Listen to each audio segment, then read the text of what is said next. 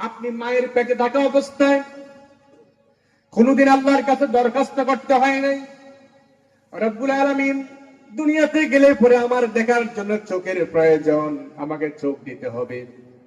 আমার কথা বলার জন্য বাক শক্তি দরকার, আমাকে শোনার জন্য কান দরকার, আমাকে হাঁটার জন্য দুইখানা পা দরকার। রব্বুল আলামিন আমাকে এগুলো আপনি দান করেন।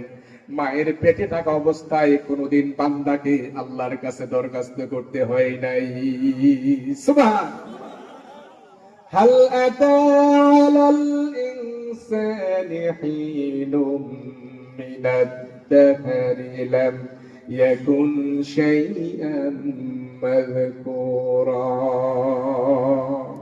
হে মানুষ, তুমি তো আজ থেকে 100 বছর আগে তোমার কোন অস্তিত্বই ছিল না।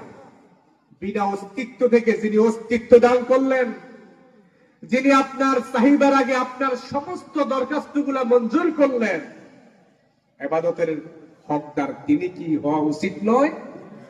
ইবাদতের মালিক তিনি হওয়া উচিত নয়? একজন অফিসের বস যদি 20,000, 30,000, 50,000, 10,000 টাকার একজন দিনমজুর যদি দৈনিক মাঠে কাজ করার বিনিময়ে 700-600 টাকার বিনিময়ে যদি ওই দিনমজুর থেকে যদি দৈনিক 4 ঘন্টা 5 ঘন্টা তার থেকে যদি আপনি হিসাব বুঝে নেন, তাহলে যে আল্লাহ রাব্বুল আলামিন এত নিয়ামত দান করলেন, আল্লাহ রাব্বুল আলামিন বলেন ওয়া ইন তাউদ্দু নি'মাতাল্লাহি লা তুহসুহা। বান্দারে, এত নিয়ামত দিয়েছি, একটা দুইটা করে গুনে গুনে শেষ করতে পারবে না। সুবহান।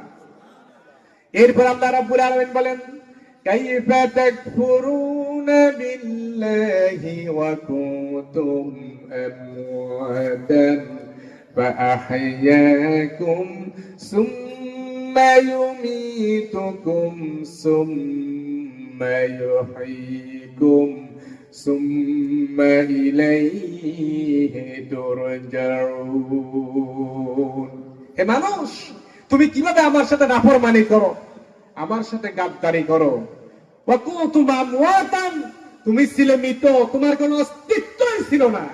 আমি আল্লাহ রাব্বুল আলামিন দয়া করে তোমাকে অস্তিত্ব দিয়েছি। দেখেন, একজন সন্তান যখন মায়ের রেহেমের মধ্যে আসে, বাবার পৃষ্ঠদেশ থেকে, মায়ের বক্ষদেশ থেকে সবেগে নির্গত এক ফোঁটা নাপাক পানি নয়, এক ফোঁটা নাপাক পানি থেকে 40 লক্ষ শুক্রাণুর জন্ম হয়।